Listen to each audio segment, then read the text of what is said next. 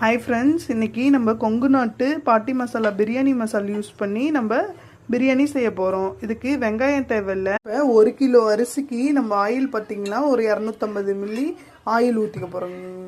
Friends, நம்ம கொங்கு நாட்டு பாட்டி மசாலா பிரியாணி மசாலா யூஸ் பண்ணி பிரியாணி பண்ணுறதுனால நம்ம பட்டை, கிராம்பு, ஏலக்காய் எதுவுமே யூஸ் பண்ண தேவையில்லை. இந்த பவுடர் மட்டும் யூஸ் பண்ணால் போதுங்க ஃப்ரெண்ட்ஸ். இப்போ எண்ணெய் காஞ்சிருச்சு. காஞ்ச எண்ணெயில் நம்ம மிளகா போட்டுக்க போகிறோம். பச்சை மிளகா லைட்டாக இந்த மாதிரி கீறி வச்சுருக்கு. இந்த லைட்டாக கீறின மிளகாயை போட்டுக்க போகிறோம். 1 கிலோ அரிசிக்கு 25 பச்சை மிளகா போட்டிருக்கோம்.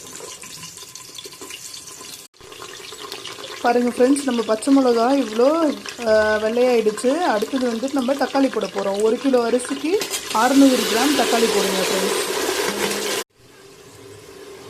தக்காளி வணங்கிறதுக்கு இதை உப்பு போட்டுக்கலாம் ஃப்ரெண்ட்ஸ். பாருங்கள் ஃப்ரெண்ட்ஸ், ஒரு கைப்பிடி புதினாவும் ஒரு கைப்பிடி கொத்தமல்லியும் போட்டு அரைச்சி எடுத்துக்கலாம். அரைச்சி தான் இதுக்கு ஊற்றணும், டேஸ்ட் கொடுக்கும். பாருங்கள் ஃப்ரெண்ட்ஸ், தக்காளி நல்லா வணங்கிடுச்சு.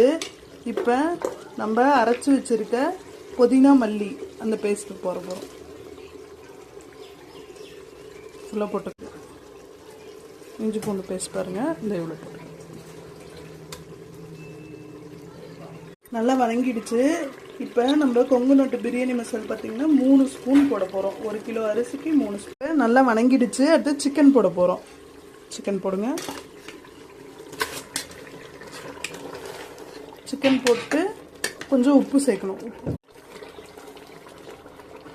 உப்பு போட போகிறோம் சிக்கன் வேகிறதுக்கு. சிக்கன் நல்லா கொஞ்சம் வந்துடுச்சு.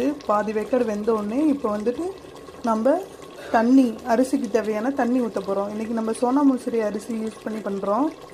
4 டம்ளர் யூஸ் பண்ணுறோம். 4 டம்ளருக்கு 8 டம்ளர் தண்ணி ஊற்ற போகிறோம். ஃப்ரெண்ட்ஸ், ஒலை நல்லா கொதிச்சிருச்சு. இப்போ நம்ம அரிசி போட போகிறோம்.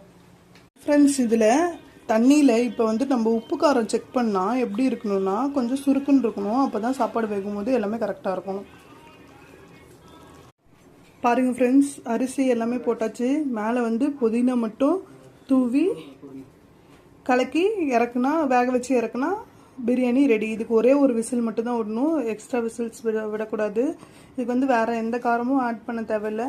நம்ம பச்சை மிளகாவும் கொங்கு நாட்டு பாட்டி பிரியாணி மசாலா மட்டும் யூஸ் பண்ணால் போதும். டேஸ்ட்டு சூப்பராக இருக்கும். நீங்களும் ட்ரை பண்ணி பாருங்கள். உங்களுக்கு கொங்கு நாட்டு பாட்டி பிரியாணி மசாலா வேணும்னா கீழே இருக்க நம்பருக்கு ஆர்டர் பண்ணுங்கள். Home delivery. பாருங்கள் ஃப்ரெண்ட்ஸ், குக்கரில் வெந்தோடனே இந்த மாதிரி ஒரு பாத்திரத்தில் மாற்றி கிளறி வச்சுக்கோங்க. குக்கர்லேயே வச்சா கொல கொலன்னு போயிடுங்க ஃப்ரெண்ட்ஸ்.